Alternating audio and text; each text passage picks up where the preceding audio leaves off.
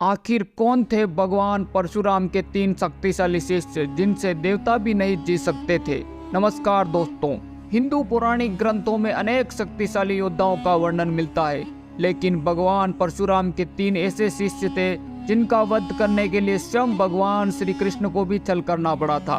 परशुराम जी, जिनको विष्णु का अवतार माना जाता है, परशुराम जी इतने शक्तिशाली थे जिन्होंने हर क्षत्रिय वंश के महान प्रतापी राजा सहस्त्रबाहु कार्तवीर सहस्त्रार्जुन, जो कि मासमती का शासक था, उसे उसके अत्याचारों के कारण परशुराम जी ने सम्मुख युद्ध में पराजित करके मार डाला था। सहस्त्रार्जुन के पुत्रों ने बदला लेने के लिए छल से परशुराम की माता रेणुका का वध कर दिया, जिस पर उन्होंने 21 बार पृथ्वी से अत्याचारी क्षत्रियों का वध किया था। परशुराम जी के 3 शक्तिशाली शिष्य जिन्होंने महाभारत के युद्ध में कौरव सेना की तरफ से लड़े थे। पौराणिक ग्रंथों के अनुसार ये तीनों शिष्य इतने शक्तिशाली थे कि आमने सामने के युद्ध में इनको पराजित करना नामुमकिन था। तो आइए जानते हैं कौन थे वो भगवान परशुराम के 3 शक्तिशाली शिष्य। नंबर 1 पर है भीष्म। भीष्म पितामह का नाम भारतीय पौराणिक इतिहास की सबसे महत्वपूर्ण शख्सियतों में लिया जाता है। वह द्वापर युग में जन्मे थे। उनका जन्म हस्तिनापुर में तब हुआ था जब महाराजा शांतनु से गंगा जी ने विवाह किया। गंगा जी की कोख से ही भीष्म जन्मे थे। जब गंगा जी अपनी शर्त व शांतनु को छोड़कर चली गई थी तो भीष्म को उन्हें सौंप गई थी। भीष्म को शांतनु ने इच्छा मृत्यु का वरदान दिया था। भीष्म परशुराम जी के सबसे प्रिय शिष्य थे।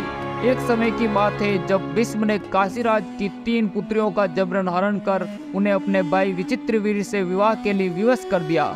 अंबिका और अंबालिका का विवाह तो विचित्रवीर्य से हो गया, लेकिन अम्बा ने बताया कि वह शाल्वराज से प्रेम करती है, इसलिए वह विवाह नहीं कर सकती। लेकिन जब अम्बा शाल्वराज के पास गई तो शाल्वराज ने उसे अपनाने से इनकार कर दिया। इसके बाद अम्बा रोते हुए परशुराम जी के पास गई और सारी बात बताई। अम्बा की बात सुनकर वे भीष्म से युद्ध के लिए तैयार हो गए। गुरु शिष्य के रिश्ते वाले दोनों महारथी इसके बाद कुरुक्षेत्र पहुंचे और भयंकर युद्ध शुरू हो गया। दोनों बलशाली थे। कभी परशुराम जी का पलड़ा भारी हो जाता तो कभी भीष्म का पलड़ा भारी पड़ता। इस युद्ध का कोई परिणाम नहीं निकल पा रहा था। दोनों के बीच 23 दिन तक भयंकर चले इस युद्ध से धरती का तापमान बढ़ गया था और समुद्र का पानी उबलने लगा था। तभी भीष्म ने परशुराम जी पर परशुरास्त्र चलाने के लिए अपने धनुष पर चढ़ाया और जैसे ही भीष्म परशुराम जी पर बाण चलाने वाले थे, वैसे ही सभी देवगण प्रकट हुए और उन्होंने भीष्म को रोक दिया। इसके बाद भीष्म और परशुराम जी का युद्ध समाप्त हुआ। नंबर 2 पर है कर्ण। सूर्यपुत्र कर्ण भी परशुराम जी के शक्तिशाली शिष्यों में से एक थे। कर्ण ने परशुराम जी से ब्रह्मास्त्र, भार्गवास्त्र आदि दिव्यास्त्रों का प्रयोग सीखा था और कर्ण को परशुराम जी ने महादेव का विजय धनुष प्रदान किया था। यह धनुष बहुत ही शक्तिशाली था। इसकी टंकार से बादल फट जाते थे और पृथ्वी हिलने लगती थी। कर्ण और अर्जुन का जब अंतिम युद्ध हो रहा था तब इस युद्ध को देखने स्वयं देवता भी धरती पर उतर आए थे।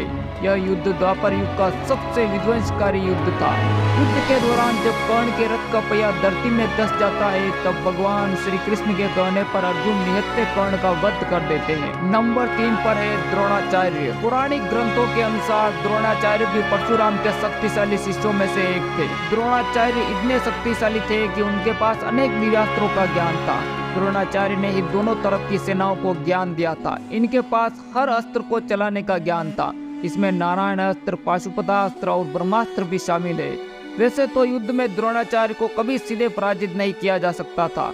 तब भगवान श्री कृष्ण ने भीम से कहकर एक अश्वत्थामा नामक हाथी को मरवा दिया और हर तरफ खबर फैला दी कि अश्वत्थामा मारा गया है। यह सुनकर द्रोणाचार्य ने हथियार डाल दिए और तब धृष्टद्युम्न ने छल से द्रोणाचार्य का वध कर दिया। वीडियो पसंद आई हो तो वीडियो को एक लाइक कर चैनल को सब्सक्राइब अवश्य करें।